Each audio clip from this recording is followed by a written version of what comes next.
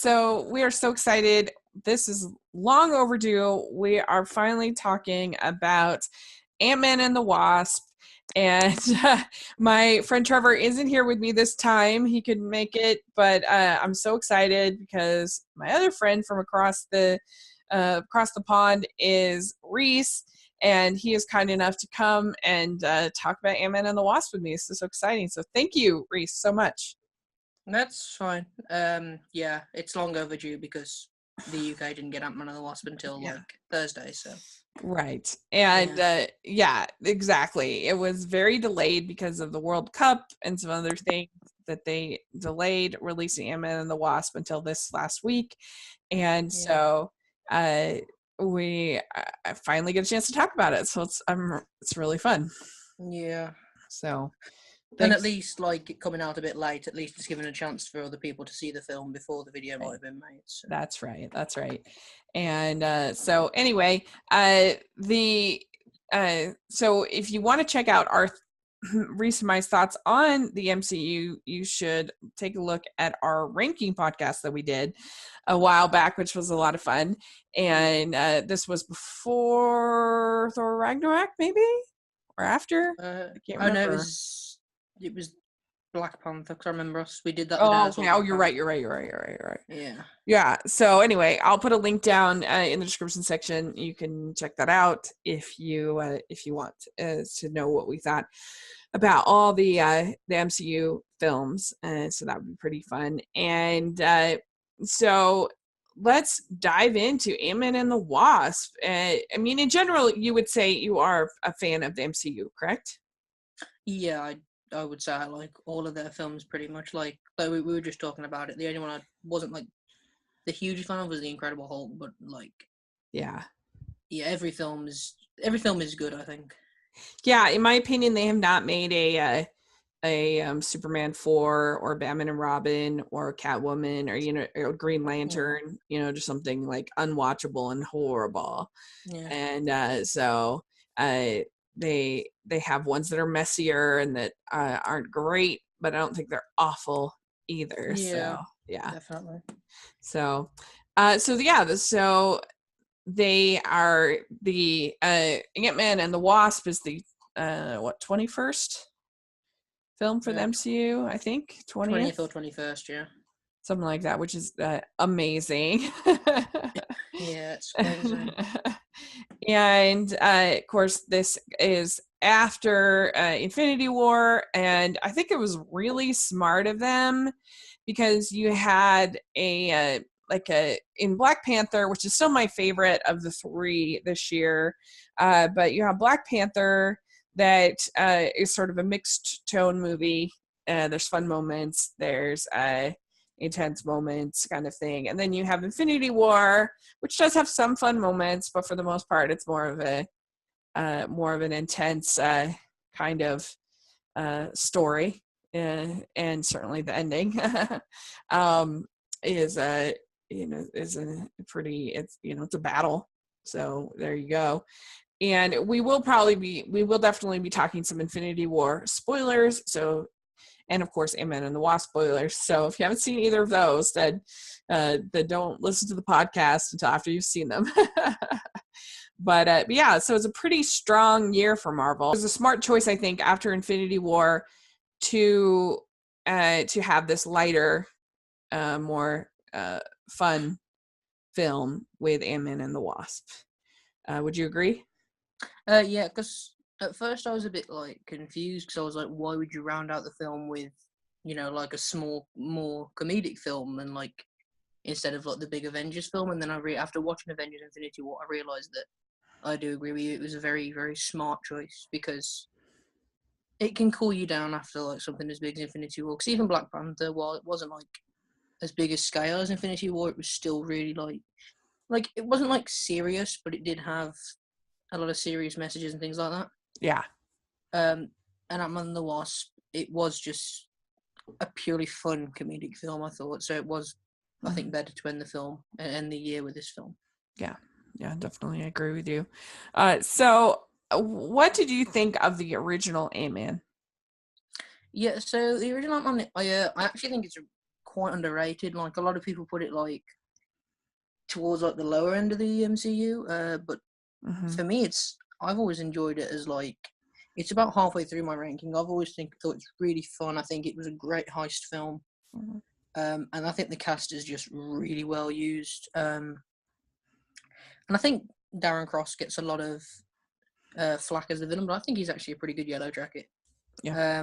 And yeah, I just think the films. I really enjoy the first Ant-Man. Yeah, I completely agree with you. I really enjoy Ant-Man. I think it's funny. I think Paul Rudd is just so charismatic, so charming.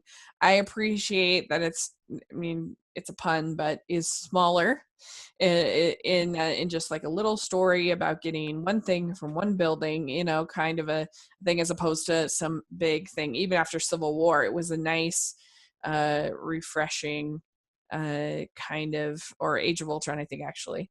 After big movies, it was a nice breather and break from for the MCU and for superhero movies, and there were definitely those Edgar Wright touches, where you have the you have the you have the Michael Pena character telling his stories about how he, learned certain information. And I think those sequences are really funny and they really work.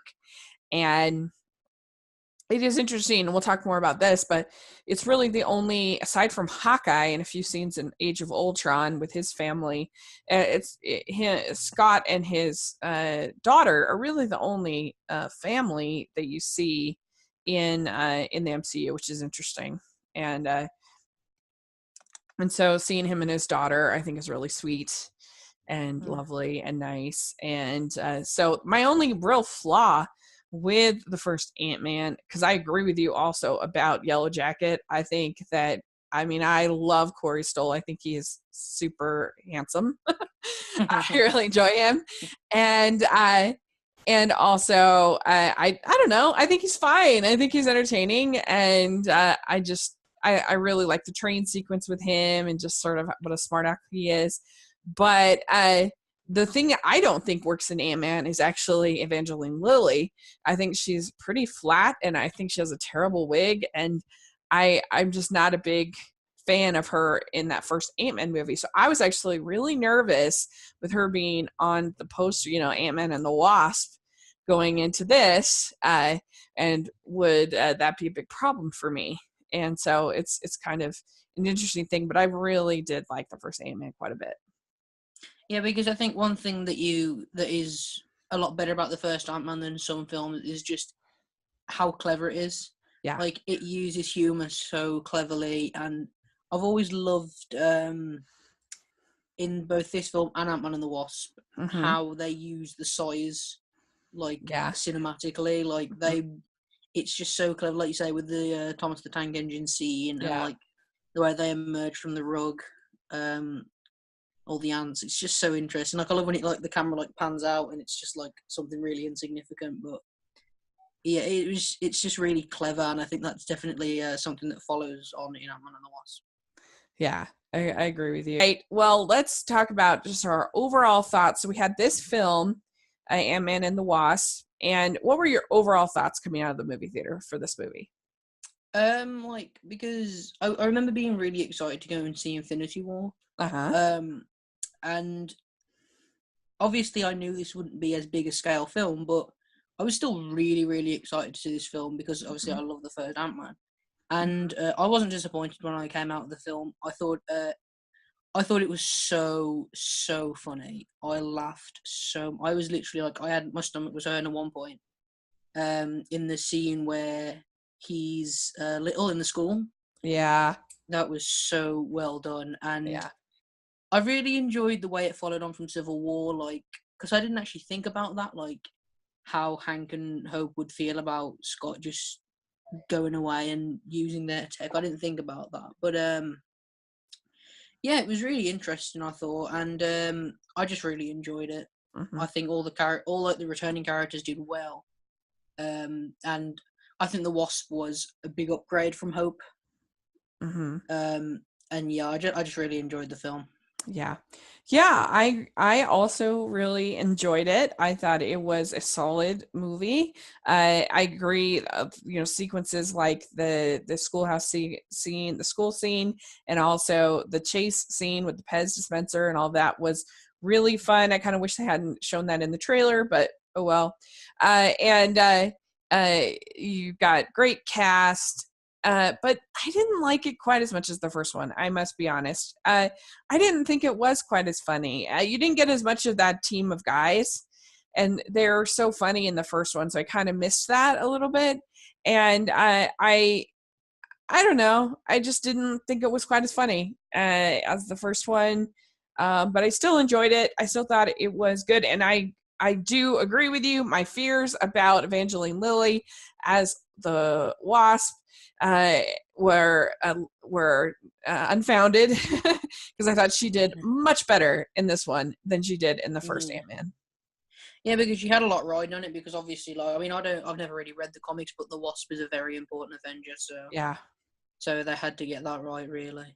Yeah, and she had her normal hair, which I appreciated. She looked much better for her hair. Yeah, she did.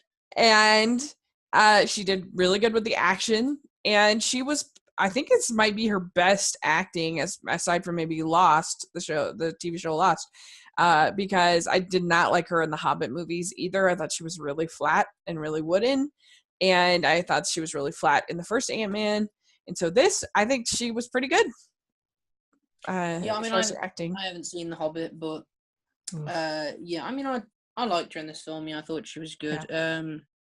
And like I say, yeah, I think they did the action quite. I do think though that they did show off quite a lot of her action in the trailers. Yeah. Which I wasn't a fan of. I don't think the trailers were bad, but like compared to the film, like they showed way too much. I thought like a lot of the action actually was in the trailers. Yeah. Like I don't think this film was better action wise. I don't, but I still did enjoy it just a little bit more. A lot of the good parts of this movie in the trailer, which is a bummer, but oh well. So yeah, and I'm glad you said that about them bumping off of Civil War, because that was one thing that I didn't love in Infinity War, because I felt like Rhodey just kind of was like, whatever. Like, you broke my legs, but we're still friends. Yeah, like, I mean, I almost died because of this Sokovia Accord, and he's just like, nah. And same thing with Tony, and so like all the conflict and everything that had happened in Civil War was just kind of like meh. And so like I do appreciate that in this one, they don't just brush it aside as nothing, that it's actually like there's consequences, and that he has to deal with having to be on house arrest.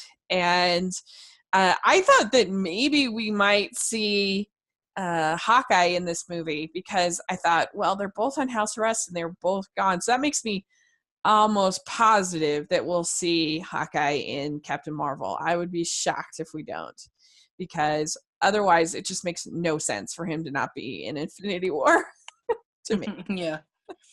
I mean, it's quite funny when you think about it, because like, I mean, Tony was like really mad at Steve for almost killing Rhodey, and yet in Infinity War, Rhodey and Tony are never in the same scene, so yeah. Yeah, they don't really handle that well. That first scene, I get. Oh, they're not in the same scene. I forget. It's been a while since I saw it, but yeah, they're both Tony and Rhodey are like, Sokovia Accord, we don't really care about that anymore. It's like, oh, you cared about it a lot, like, yeah, not that long ago.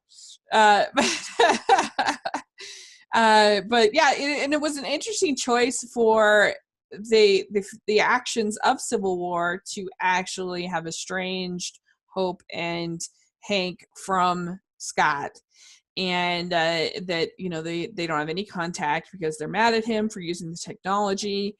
I'd never even thought that he had to ask their permission to use the technology.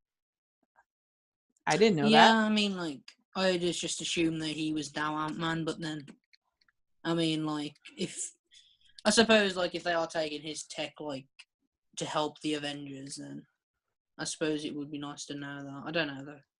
Yeah, like, yeah, I thought he was more so autonomous as a superhero kind of thing. So that was really interesting that they were so like hurt by that. I wasn't expecting that. Yeah. Because like, I mean, I've heard some people say that like Evangeline Lilly was like, well, Hope was like basically being too much of like a fun sponge, and she was always being a bit boring. But like the thing is, like, I think they established in Ant-Man that her character isn't like a massively fun, like love, like Yeah. not that she's a boring character, but like you know what I mean. Like she's not always laughing like Paul Rudd is, and I think like I think the stakes of the movie meant like so much to her that it wasn't just like she could always have a laugh and a joke. No, I can relate to that because I'm not really a goofy person. Like I don't like practical jokes or being like silly. Like I'm just not a silly person. Like I don't know, my sister, she used to do like all these like goofy things, like going around wearing like masks, and like she had this like horse head mask thing, and she would put it on and think it was so hilarious. Just stuff like that. I'm just kind of like, I don't know. I'm just not a silly person in that way. Yeah. And so I can kind of understand her in that way, especially when like you're trying to find your mother. There's some serious stuff going on. So yeah, I think that's very true. And so, but yeah, they're very upset with Scott. And but what did you think of Scott on house arrest? What do you think of that, like early sequences? I did enjoy that, like the early sequence, like when like he had to shout really loud so Lewis actually paid attention and moved the ant. That was really funny. Yeah. And I love how like the FBI came around because his like foot went through the fence and whatever. That was really good. It genuinely felt real as well. Like it felt like because he couldn't go out and like entertain his daughter, it felt like that would something that Scott Lang would do. Do you think you would be happy on house arrest, or would you go crazy? I mean, I don't really leave my house, so I'd be fine. I'd be fine. I agree with you. Yeah. If you wanted to punish me more, you'd make me like go work in some corporate office job cubicle. Like that's punishment. Being at home, like, hey, no problem. But anyway, so we get introduced to Janet Van Dyne here, played by Michelle Pfeiffer. And we find out sort of the backstory we'd heard a little bit about in the first Ant-Man. But we find out she basically shrunk down to the size of an atom in order to stop a Soviet missile in 1987 and to save everybody. But she knew that, she was sacrificing herself for all these people and this missile. And what did you think of that sort of introduction to her character? I enjoyed it because it was like a callback to the first Ant-Man. Uh-huh. So I appreciated that. I mean, like I've only seen Michelle Pfeiffer in Hairspray. Uh-huh. So okay. But I do love her in that film, so I was excited to see her here, and she did look really good in the costume, I thought. Yeah, I did enjoy Michelle Pfeiffer's Wasp, but I do think they gave the Wasp like the Janet Van Dyne Wasp's best scene, which is gonna sound weird, to Paul Rudd, like when she was like talking through him. Like yeah. Like I think that was like the best part of the Wasp, like when she was being all techie and like, I mean, like it was a bit weird when like Paul Rudd was doing it, but it was quite funny, I thought though. But yeah, I feel like I don't know how they could have done it differently, but yeah, it was a bit. I think it was played for laughs a little bit too much without thinking about the scene really, because like I mean, if she was seeing her daughter and like Hank for the first time in like 30 years, I'm pretty sure she wouldn't be just like standing next to them. So I don't know. Mm-hmm. That seems a bit weird to me. Oh yeah, I can see what you mean. Yeah, and I mean Michelle Pfeiffer, she's probably a little bit underused, but if we have another Ant-Man movie, which I don't know if we will, of her character. Yeah, I would like to see more. Because Michelle Pfeiffer is a great actress, so I checks out some of her other movies. But yeah, it was a good setup. It made sense, and and you've got the Michael Douglas de-agifying, which they've gotten pretty good at Marvel, I have to say. I do like the de-aging, except for Robert Downey Jr. in Civil War. Yeah, but at least that was supposed to be like a demonstration in Civil War. You know what I mean? Like, it wasn't supposed to be actual like footage from his life. Like, it was a thing. So that made it a little more manageable to me. But anyway, they have gotten better and better and better at it. And so then we get this scene where Scott gets this message from, he doesn't know it's from Janet, but it's from somebody in the quantum realm in the form of this dream. He sees this hide and seek game, and he senses that it has something to do with Hope and Hank, and he has this phone in it so that he can contact them in an emergency. So he contacts them, tells them about the dream, and they end up basically like kidnapping him. Yeah. I think it was interesting that he like kind of met with Janet in the quantum realm without realizing it. But at the same time, I was thinking, like, would that have not came up at all in Civil War? Like, would he have not felt that? But I can see what you mean. Yeah, I do find it interesting, like, how they just kind of like kidnap, because like that felt like genuine though, because I feel like even though they weren't speaking to Scott and they didn't like him, I felt like the kidnapping was like genuine, like that's what they would have done, because they don't really care for Scott, but they want to find Janet. So I thought that was good. Yeah, I mean, I still think they care for Scott. They're just like a little bit salty in it. You know what I mean? Like, yeah. So, but he only has like 3 days left on his house arrest. Poor guy. Or 2 days or something like that.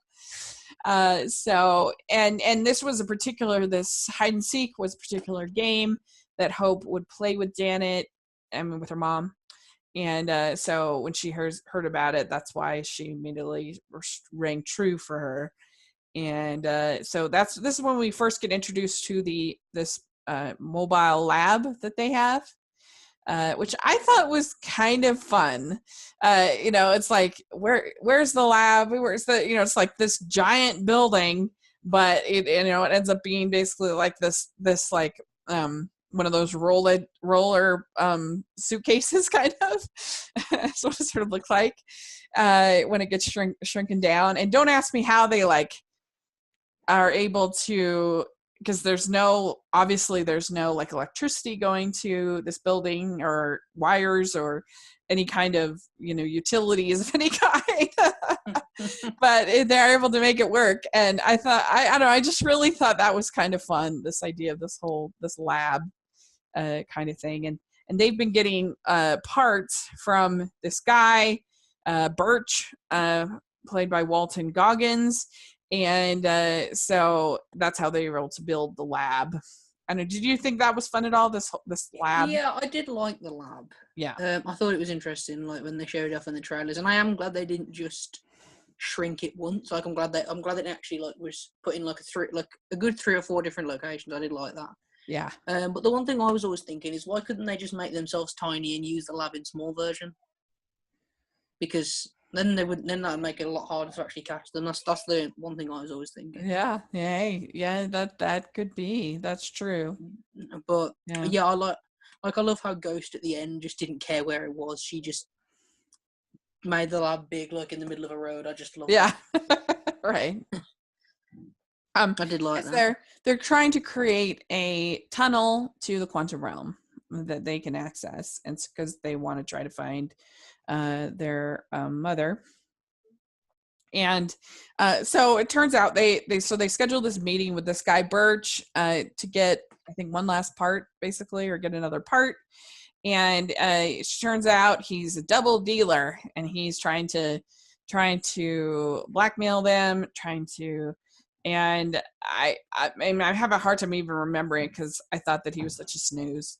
He was not good. He didn't really do anything. No. The only good part about him was there were some fun moments in some of the fighting in that hotel scene, like when she's in the again, you saw it in the trailer, but when they're in the kitchen and like they're going back and forth, and at one point she's running along the knife like that. that was fun. Yeah, but he always felt like he felt like a secondary villain because Yeah. I don't know, he wasn't really useful at all. Like I was hoping he was going to be like another Justin Hammer, but he wasn't. So Yeah. We had Ghost, and she's played by Hannah John Kamen. And what did you think of her? So she's like, she had done all these experiments, I guess, with Hank's associate, Ben Foster, and she ended up in this kind of quasi state. And so she's trying to figure out to go to the quantum realm to solve this problem of hers. But I don't know. What did you think of Ghost? I did like Ghost. I think that she was played really well. I do think Hannah John Kamen did well. And I think she looked really cool. I think the special effects were well used on her. And they did something that Marvel always do, which is like they realize well how to use power sets. Like they used her phasing really effectively, I thought. Yeah, that's a good point. And yeah, I think she was really emotional, and I really liked the backstory they gave to her. And yeah, I really like Ghost. She was fine for me. You know, she was good. I mean, it's sort of interesting because her like motivation is to survive and not die, and so she's not really like a villain, but she is her motives clash against the Hank and Hope's goals of trying to save Janet, and so then they become kind of a villain, and so I thought that is pretty decent as far as a villain because she isn't really a villain. Yeah, I think that's why she's a bit like in a villain ranking. I wouldn't put her like at the top because she's not really like you say she's not really like villainous. Yeah. She's not like pure evil. Like someone like Killmonger, you can understand where he's coming from, but he's still evil. Like he'll still kill anything happily. But with a Ghost, it didn't seem like that. Like she was only trying to kill Janet because she had to. Right. Yeah. So I think and I think that makes it pretty interesting. Yeah. So you have this character Bill Foster, played by Laurence Fishburne, and he was an old partner of Hank Pym, and they had this relationship, but they had a falling out because they had a difference of agreement about how to use the quantum technology and how to use the Ant-Man technology. Yeah, I mean, I did like Bill. I like Bill Foster. I think he was a bit wasted though because I don't think he really did all that much. I wish that he had actually become Goliath. And I wish there was a Goliath like the Giant Man fight, which I think that would have been really interesting to watch. But I don't know. He did have some nice moments, like when he said to Ghost, like at the end, he said, "I'm not leaving you." Like he did care for Ghost. It was obvious of that, but I like some of the things, like when he said, like to Ghost, like when he kind of like gave up on helping her, like you could see that coming, like because he didn't Janet to die and things like that. So I think some of the reveals of his character were a bit obvious, but I do think overall he was quite well, and I did like Laurence Fishburne. Yeah, in the role. Well, and the whole idea is that like he accidentally killed his wife in an experiment, I believe, and then he caused this problem to happen to Ava, and so they want to basically like they want to find Janet, use her energy, and to help Ava, but they know this will kill Janet, and so Hank is obviously against it. So that's where their main conflict comes. And yeah, he's not a super well developed character. His main motivation is to be this conflict between Ghost and him, and then Hank on the other side, kind of put them together. So it's it's pretty decent, pretty good. So yeah, and so they find Janet's location, and they find out they only have 2 hours before she could be lost for like a whole century. So there starts to be this sort of timeline, and that happens. And of course, you also have like various things going on, like the FBI at one point comes to Scott's house, so he has to go there, and also them going to the school, and yeah, what in the school scene they're trying to get like a key or something, right? I can't remember. I forgot to write that down. What is it they're trying to get from Abby? He's trying to get his old Ant-Man suit back. Cassie. Yeah, he's trying to get his suit.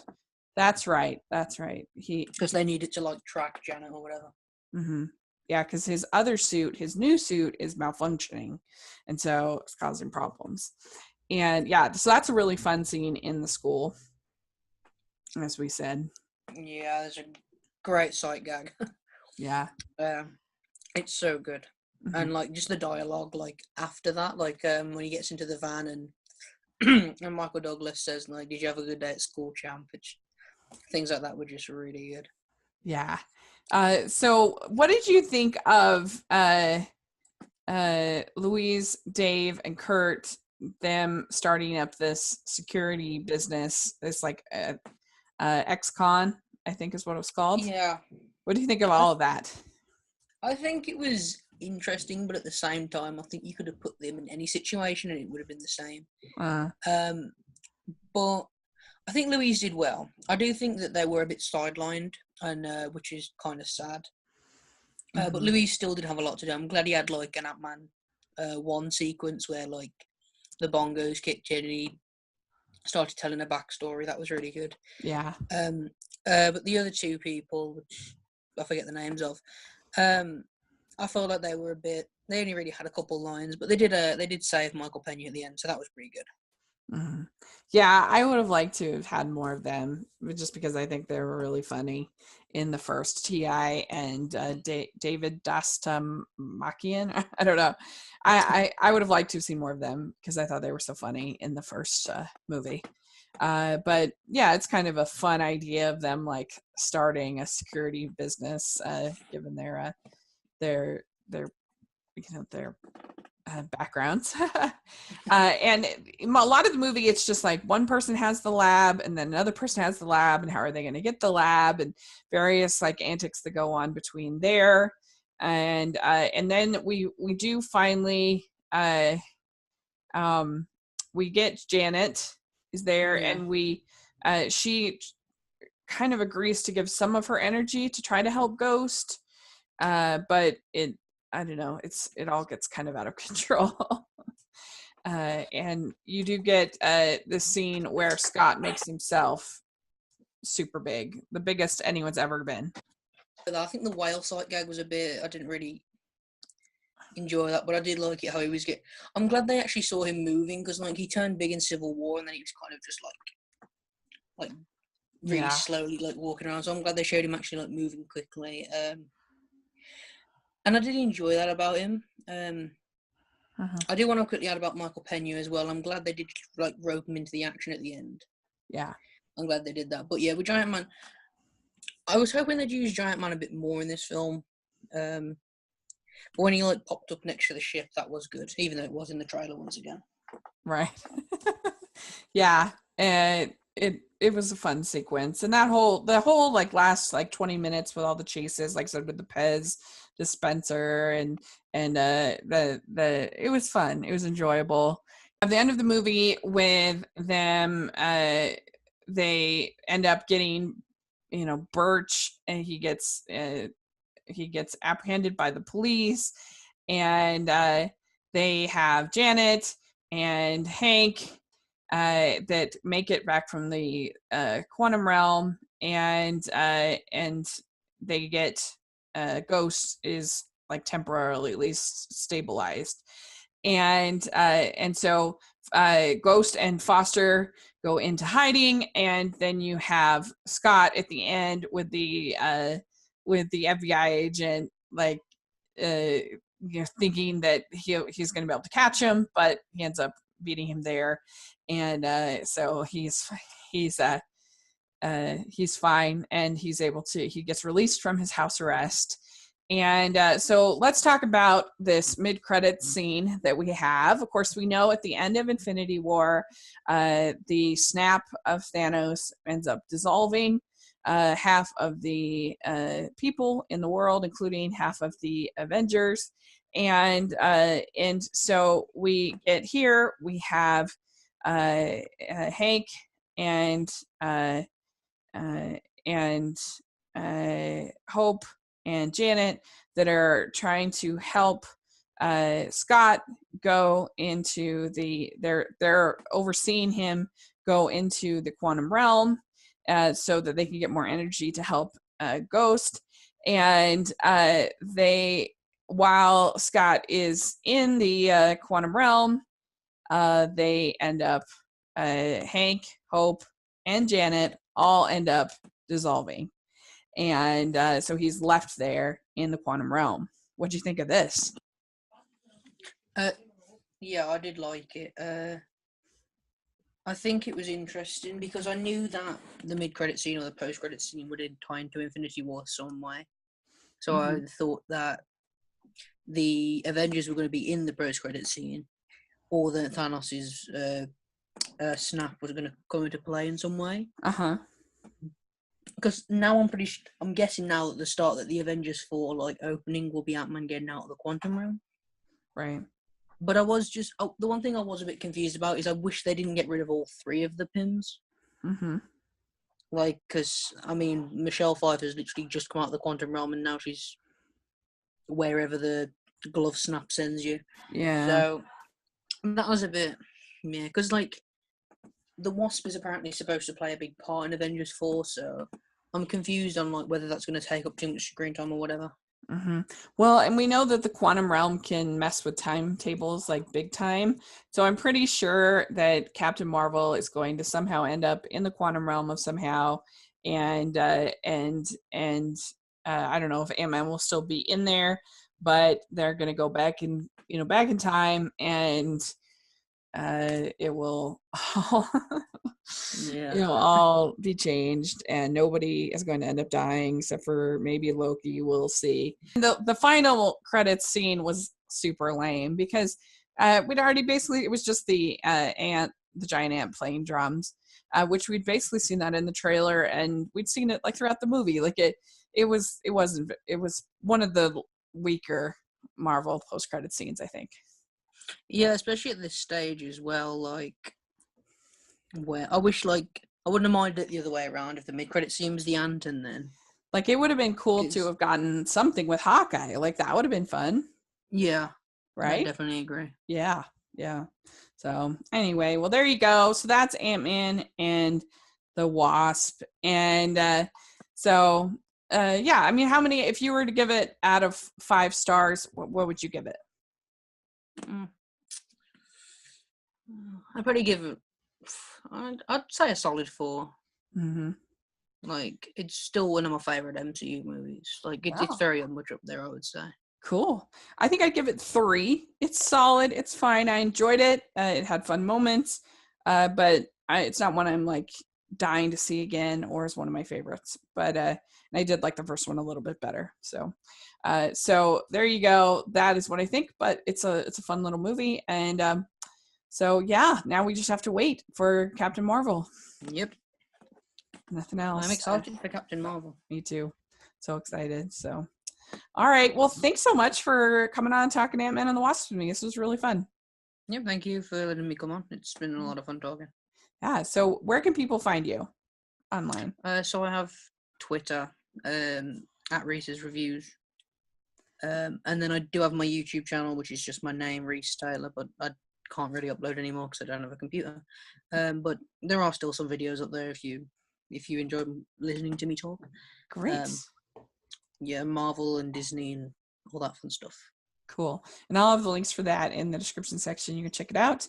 And you can follow me at Rachel's Reviews all over social media and on iTunes and on YouTube. So let us know what you think of Ant-Man and the Wasp, the first Ant-Man, the MCU, whatever. Just let us know on Twitter or in the comments section. We'd love to hear your thoughts. And yeah, thanks again. And yeah, we'll hopefully get to talk again soon. Yep. Okay. Bye.